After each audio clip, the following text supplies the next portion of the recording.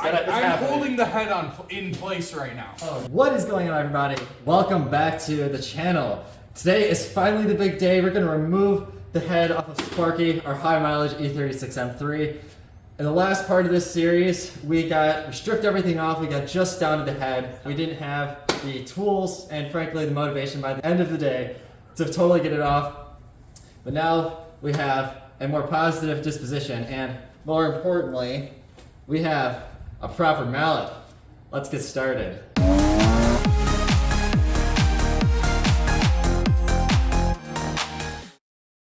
Before we get started, a big thank you to all of you that are subscribed. We finally hit 1,000.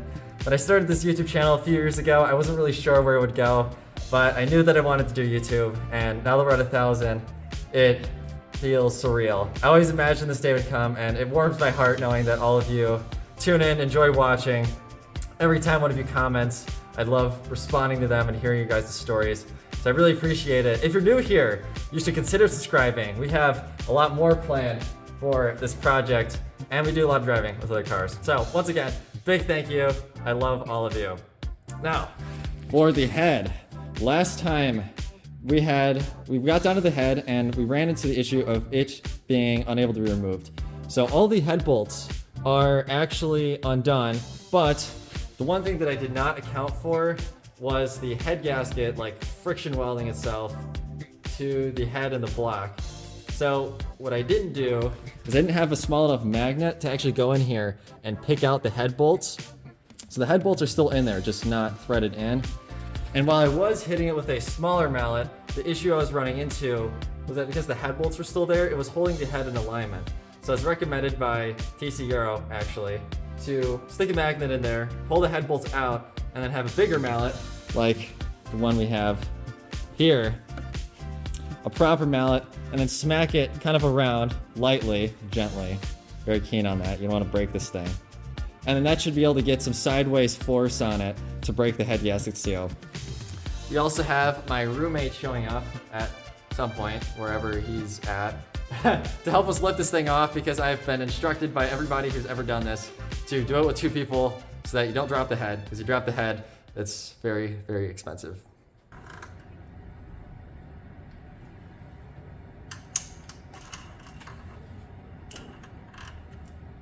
A few moments later. Oh, that's money, dude. I'm sorry. Now, whatever's happening is just, I'm happening. holding the head in place right now. Oh, okay, I how can will help? actually need some help. Yeah, let me... Okay, I want you on the front. Alright, hang on. Oh, shit. One. Okay. I can. It's actually not too bad, two people. Nope. Okay, so we now have the head off the car, all the way over there. Once we actually got the head bolts out, it came off a lot smoother than we expected. Although, as you guys were just looking, this does not look good. We had a borescope in here before we started tearing into anything, and there was definitely not coolant in there. 6, we don't know about. That looks a little more terminal.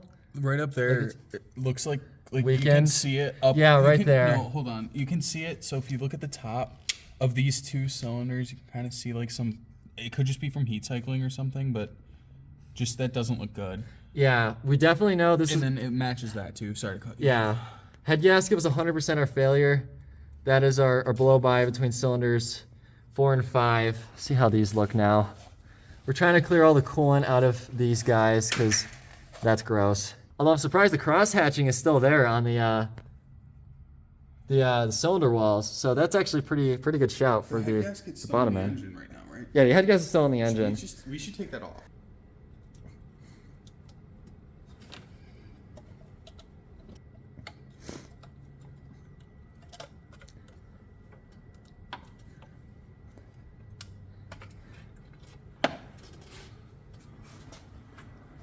That we can see our failure now, probably between, yeah, pretty cut and dry there. 100% failure. It's kind of hard to. Oh, yeah. Yeah.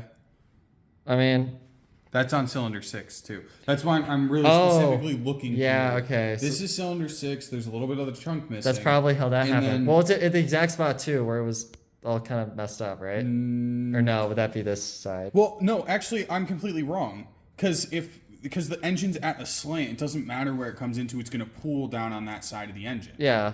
So it would always. So it could have been the top. And then if you line that up, let's see where a coolant passage is. Isn't that for coolant? Yeah, that's a coolant. Yeah, so that makes sense to me. Right, so that's why cylinder 6 has some rust on top of it. Yeah, I think. I don't You're know. I'm not a fucking genius. mechanic. Detective genius out here. I have no certifications or anything. I'm just looking. Homie knows how to work on a forklift and industrial construction equipment. I don't even really know how to do that. So, there we go. Head gasket off.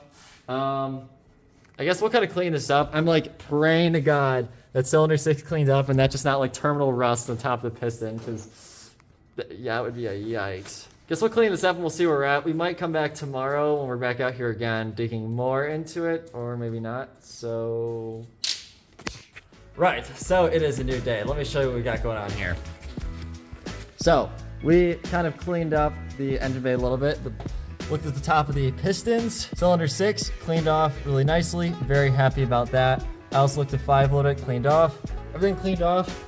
So the bottom end of this engine is actually looking like it's in really good shape, which I'm so happy about. It's like, yeah, that was a bit of concern there for a second. I think as far as storage, because now the block is, it's gonna sit like this the rest of the winter. I'm gonna put some oil, like kind of in here a little bit, just to kind of, I don't know, help keep things off of it. And we also have the Walmart towels. These were like $1.80 at Walmart, so big shout to cheap towels at Walmart. We'll cover the top of the pistons so that we can kind of move some of this over there, because honestly, like, I'm looking at the engine right now, I have no idea what's going on. There's too much happening here. Next steps, we're going to move on to pulling the belt system off, and then we're going to do the Jesus bolt, which, for those of you who don't know, the main bolt that holds the crank on is on with like 250 foot-pounds. So I bought a big breaker bar, and we have a cheater bar, and we're just gonna hope and pray. So our plan has been revised, or I guess finalized, to just sending the head off to a machine shop. We're gonna just have them research the head, the valves, make sure they seat well, we're gonna do valve seals, and then we'll send it off just like that, do timing service, and leave everything else in there. I don't see a reason to spend more money than we have to, especially because the bottom end's good. The cross hatching is still on the cylinder walls, which is really impressive at the mileage. For the sake of cost and curiosity, we're just gonna send it off like that. I'm still waiting for others to show up. I think people are just gonna kind of show up throughout the day. This is now becoming like the local project car where everyone just kind of, all my friends just kind of show up whenever they feel like it and keep me company. It's quite lonely in here.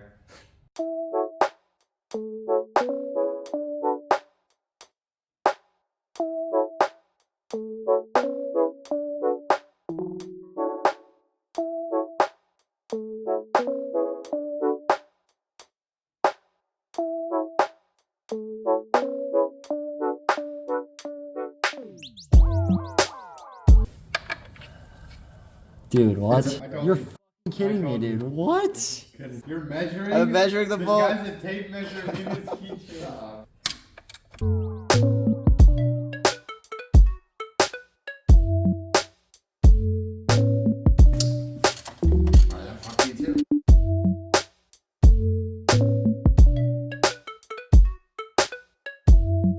So what are we doing right now? Trying to get this stupid tensioner off. Oh my god, wait, what if the bolt here is behind this thing? Bro, this teamwork is crazy right now. Two cameras? Two cameras. One for filming, one for... Wait, I'm gonna do a camera within a camera. Camera? That's Oh, focus. As you guys can see, this is peak German car ownership experience.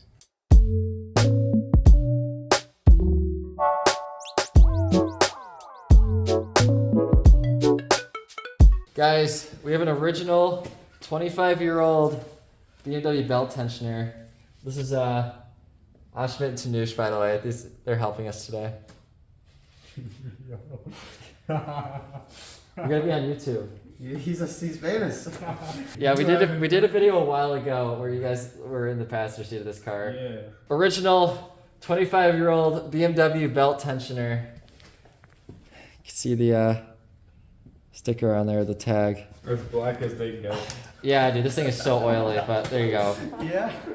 Right, so we're in our process to remove the timing cover. We have now gotten everything out of the way, I think. Maybe there will be a little odd an end here or there. But now we're on to the Jesus bolt, which like we said earlier, is the main crank bolt. It's torqued down to there with 250 foot-pounds. So I had a bigger breaker bar, but it has a handle on it, so this one fit.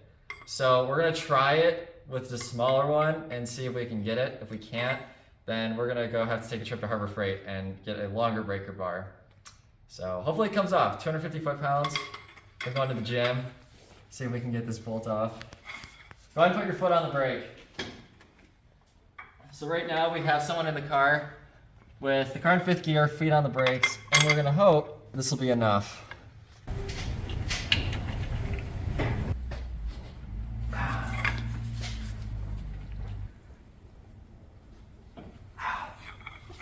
It's like springing up.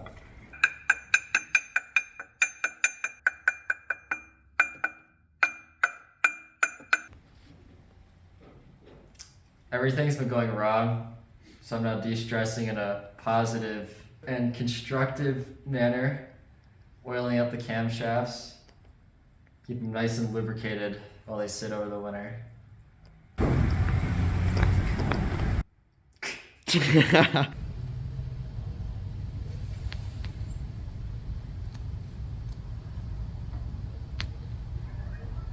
So we are done for the day. I really thought you could do the crankshaft bolt, the Jesus bolt, without the counter hold, but I guess that's not really true. Maybe I wasn't doing it right. I don't really know. I didn't want to risk breaking anything, but we did still make some good progress. We got the head off. We now have everything all nice and tidied up. We got our belt tensioners off.